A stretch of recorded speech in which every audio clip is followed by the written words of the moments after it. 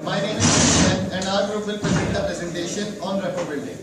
Rapport is a state of harmonious understanding with another individual or group that enables easier and comfortable communication.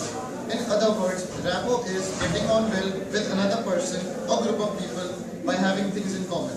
This makes the communication process easier and usually more effective. Sometimes rapport happens naturally, you hit it off or get on well with somebody else. Without having to try, this is often how friendships are built. However, rapport can be built and developed by developing a bond and being emphatic. We are going to explain how rapport and how it can be built, especially when meeting new people. Rapport is important in both our professional and personal lives. Employers are more likely to employ somebody who they believe get on well. Thank you. Good morning everyone. My name is Arjay Jain and I will discuss about rapport.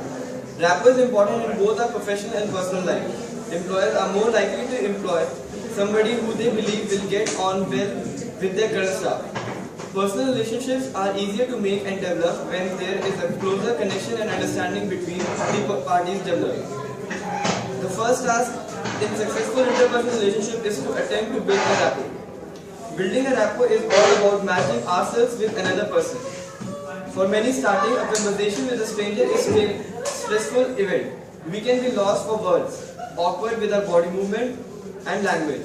Creating rapport at the beginning of a conversation with somebody new will often make the outcome of the conversation more positive. However stressful and nervous you may feel, the first thing they need to do is to try and feel the first thing you need to come. Thank you. Hello everyone, my name is Akshay. I am here to talk about rapport building. When meeting somebody for the first time, some simple tips will help you reduce the tension in the situation, enabling both parties to feel more relaxed and thus communicate more effectively. Use non-threatening and safe topics for initial small talk. Talk about established shared experience, the weather, how you travel to where you are. Avoid traveling too much about yourself and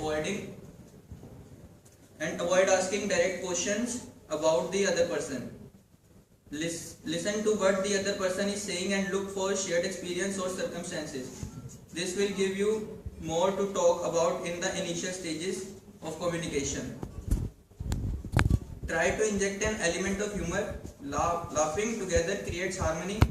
Make a joke about yourself or the situation you are in, but avoid making jokes about other people.